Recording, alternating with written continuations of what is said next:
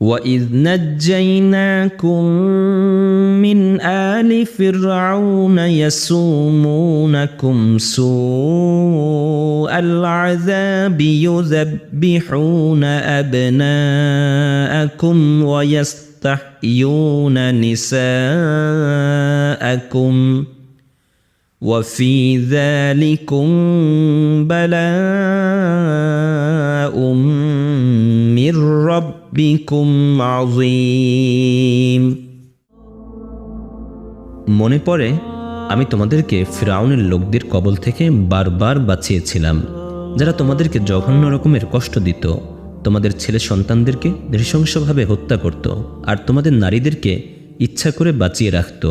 এটা ছিল তোমাদের প্রভুর পক্ষ থেকে এক ভীষণ কঠিন পরীক্ষা। এই আয়াতে আল্লাহ তাআলা মুসলিমদেরকে মানসিকভাবে তৈরি করছেন